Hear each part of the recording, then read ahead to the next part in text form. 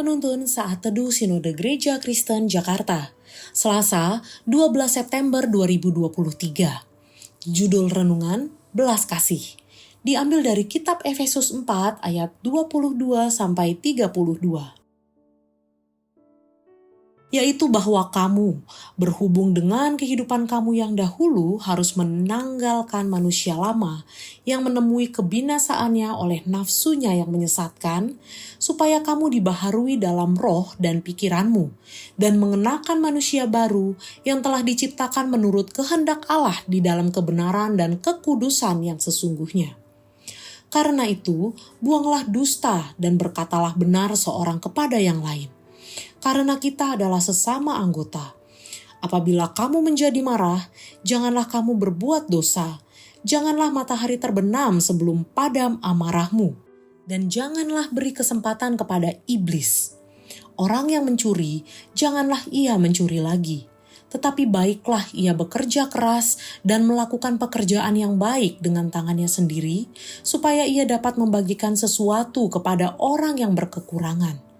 Janganlah ada perkataan kotor keluar dari mulutmu, tetapi pakailah perkataan yang baik untuk membangun, di mana perlu, supaya mereka yang mendengarnya beroleh kasih karunia. Dan janganlah kamu mendukakan Roh Kudus Allah yang telah memeteraikan kamu menjelang hari penyelamatan. Segala kepahitan, kegeraman, kemarahan, pertikaian, dan fitnah hendaklah dibuang dari antara kamu. Demikian pula segala kejahatan. Tetapi hendaklah kamu ramah seorang terhadap yang lain, penuh kasih mesra dan saling mengampuni, sebagaimana Allah di dalam Kristus telah mengampuni kamu. Seorang pemuda terlihat gelisah saat hendak duduk di pesawat. Matanya memandang bolak-balik ke arah jendela pesawat. Kemudian ia memejamkan mata dan menarik napas dalam-dalam untuk menenangkan dirinya. Tetapi upayanya itu tidak membuahkan hasil. Ketika pesawat tinggal landas, ia pun mengayun-ayunkan tubuhnya maju mundur dengan perlahan. Saya yang duduk di seberang lorong menyentuh lengan pemuda itu dan mengajaknya berbincang-bincang agar perhatian pemuda itu teralihkan dari kegelisahannya. Saya tanyakan, "Siapa namamu dan dari mana asalmu?" Kemudian saya mengatakan padanya, "Kita akan baik-baik saja dan kamu hebat." Saya bisa saja terusik dengan sikap pemuda itu atau bahkan mengabaikannya. Namun saya memilih untuk menyapanya.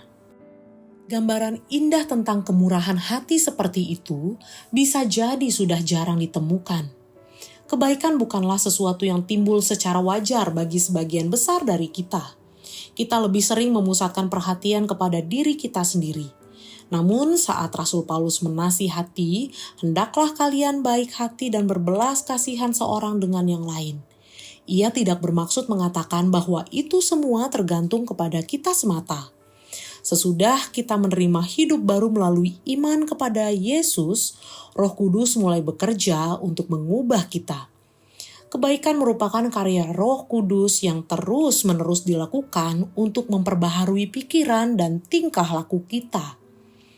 Dalam keterbatasan dan kelemahan kita, Allah yang adalah sumber belas kasihan sedang bekerja dalam hati kita dan memampukan kita meneruskan belas kasihan itu kepada orang lain melalui sentuhan kata-kata yang menguatkan sesama kita.